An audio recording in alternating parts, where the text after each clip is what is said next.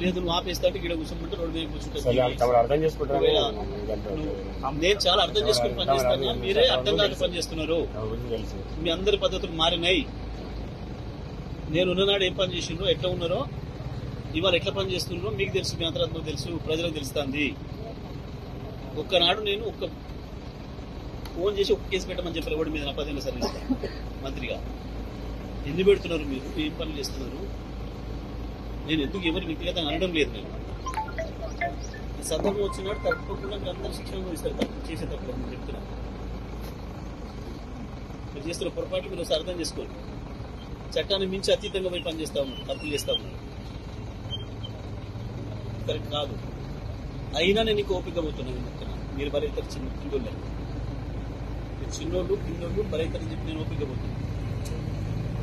అయినా మీకు అర్థం కావట్లేదు.